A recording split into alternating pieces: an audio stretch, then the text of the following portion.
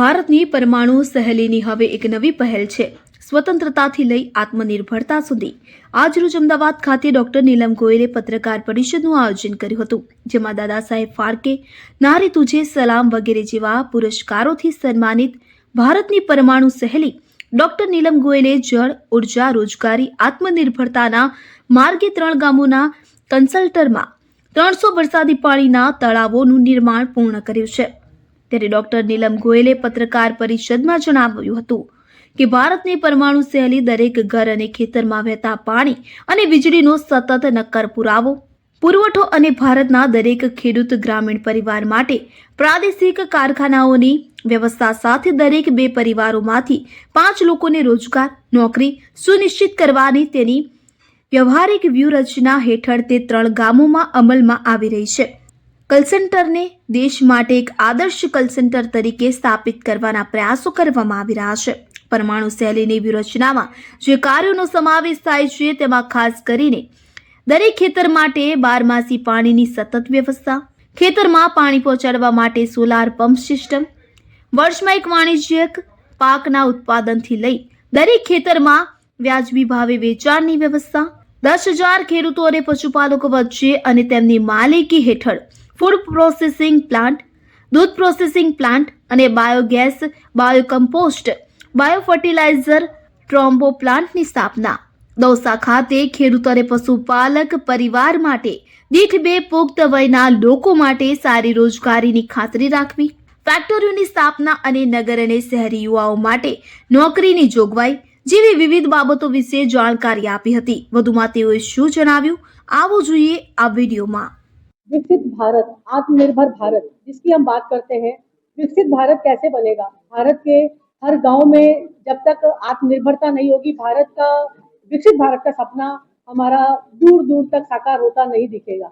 तो इस सपने को साकार यदि सच में करना है तो हमारे हर गांव को आत्मनिर्भर बनना होगा. और गांव को आत्मनिर्भर बनने के लिए गांव को सबसे जरूरी है पानी, क्योंकि भारत में कृषि और पशुपालन 2 व्यवसाय के आधार हैं. कृषि में पानी बिना कृषि नहीं कर सकते, और पशुओं को चारा नहीं होगा तो पशुओं को कतल खाने बेच दिया जाएगा. ये समस्या भारत में आन पड़ी है.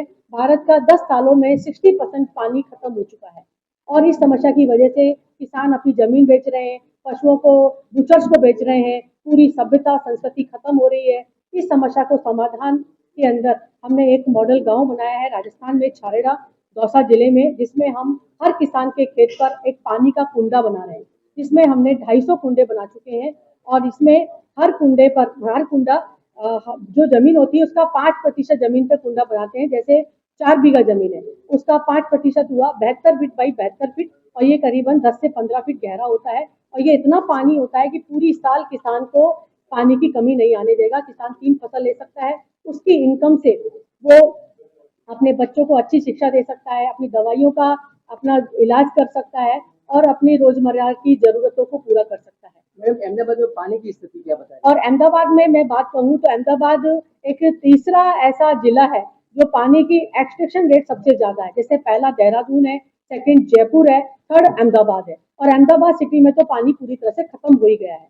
और अहमदाबाद में 150% पानी की एक्सट्रैक्शन रेट है, मतलब 100% पानी जमीन में जाता है तो 150% पानी हम निकाल लेते हैं. और धीरे धीरे जनसंख्या बढ़ती जा रही है तो ये रेट और बढ़ती जाएगी. और अहमदाबाद की बात करें तो अहमदाबाद फैक्ट्रियों का मतलब जिला है. यहाँ पे बहुत सारे कपड़े की फैक्ट्रियाँ भी हैं. और अहमदाबाद में हम बात करें तो बिना पानी के फैक्ट्रियाँ धीरे धीरे पिछले साल की काफ़ी फैक्ट्रियाँ बंद रही, और करीबन 10% पानी की जरूरत फैक्ट्रियों में होती है, 3% पीने के लिए होती है, और 87% पानी की जरूरत कृषि में होती है.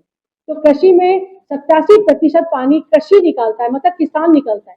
उसका खामियाजा आम जनता को और फैक्ट्रियों को भुगतना पड़ता है.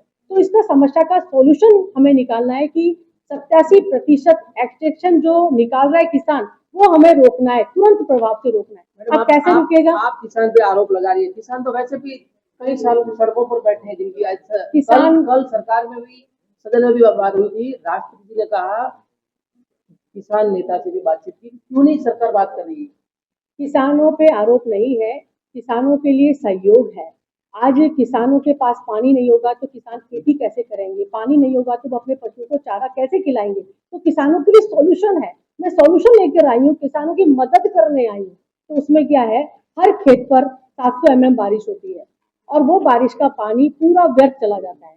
मेरा कहने का मतलब ये है कि जो भी पानी गिरे, हर खेत का पानी खेत में, हर गांव का पानी गांव में, तो वो पानी खेत में गिरेगा और वो कुंडे में भर जाएगा।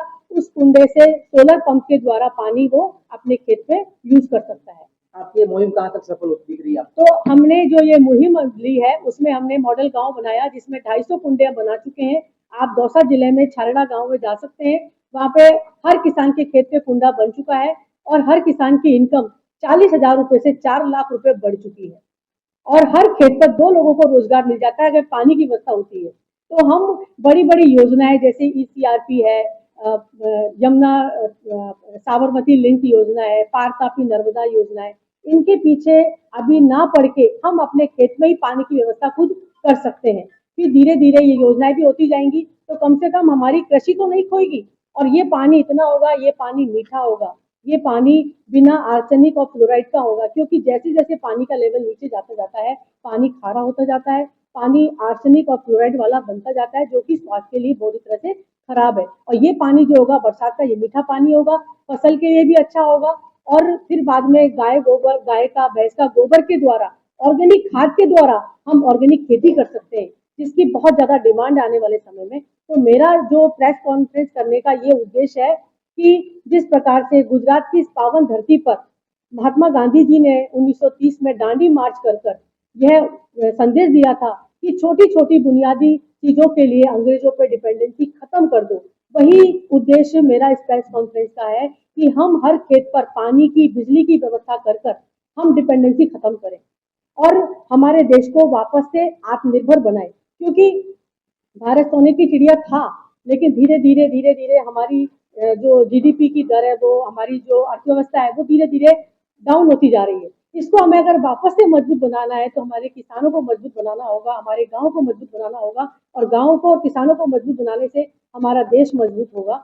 और इसी उद्देश्य को ध्यान में रखते हुए मैंने ये कॉन्फ्रेंस अहमदाबाद में की है, क्योंकि अहमदाबाद में कपड़े की बहुत सारी फैक्ट्रियां हैं। मैं कुछ आंकड़े भी कहना चाहूंगी कि एक जीन्स को बनाने में 11,000 लीटर पानी यूज होता है, एक बेडशीट को बनाने में 10,000 लीटर पानी यूज होता है, एक टी-शर्ट को बनाने में 3,000 लीटर पानी यूज होता है। A4 का पेपर जो हम ये यूज करते हैं, A4 का पेपर यूज करते हैं, इसमें 5 लीटर पानी यूज होता है। एक स्मार्टफोन जो हम यूज करते हैं, स्मार्टफोन, इसको बनाने में करीबन 13,000 लीटर पानी यूज होता है। एक जोड़ी जूता जो हम पहनते हैं उसमें करीबन 8,000 लीटर पानी खर्च होता है।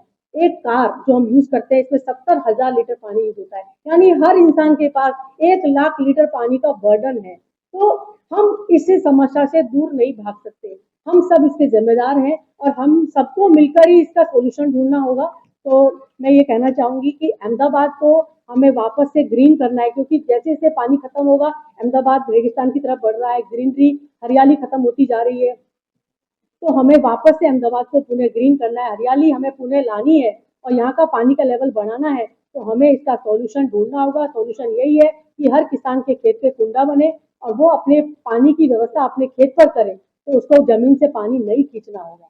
बिजली की व्यवस्था सोलर पंप के द्वारा करे, तो इस प्रकार से हम पानी के द्वारा इंद्र देवता को बिठाएंगे, सोलर के द्वारा सूर्य देवता को बिठाएंगे।